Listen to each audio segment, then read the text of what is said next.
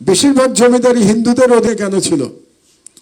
আর সুলতান মাহমুদের বারবার ভারত আক্রমণ, এটা জবাব একটু আগে আমি দিয়েছি। আর একটা ছিল মুসলমানদের মধ্যে সেকুলারিজম প্রবেশ করেছে কিভাবে। তো প্রথমটা হচ্ছে জমিদারি হিন্দুদের অধীনে ছিল, এটা একটা কারণ হলো, আপনারা চিরস্থায়ী বন্দোবস্তের নাম শুনেছেন? এটা হলো কর্নওয়ালিসের সময় সমস্ত মুসলিম সম্পত্তি যেগুলো ছিল মুসলমানদের সম্পত্তি, বিশেষ করে মুসলমান সুলতানদের সম্পত্তি কিংবা ভূস্বামীদের সম্পত্তি, সেগুলো রাতারাতি ইন্ডিয়া মানে কলোনিয়াল পাওয়ার এটা দখল করে নেয়।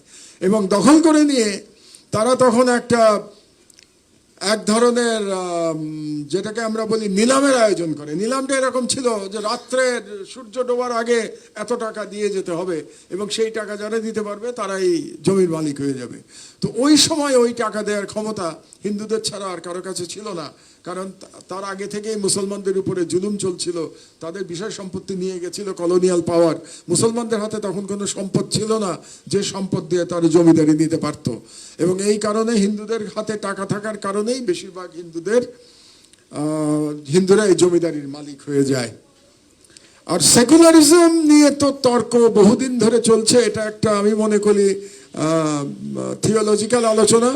এই আলোচনা এই অল্প সময় দেওয়া সম্ভব না, এটা নিয়ে লম্বা আলোচনা দরকার। কারণ এই যে থিওলজির যে তর্ক, সেকুলারিজমের তর্ক, এটা কিন্তু আব্বাসিদ আমলেও ছিল। যেমন আমরা যদি সুলতান মামুনের কথা চিন্তা করি, খলিফা মামুনের কথা, তার সময় কিন্তু মুতাজিলা সম্প্রদায়কে নিয়ে বলা হতো যে তারা সেকুলার চিন্তা চেতনার অধিকারী। কাজে এটা নিয়ে অন্য আলোচনা, কাজে দীর্ঘ সময় দরকার।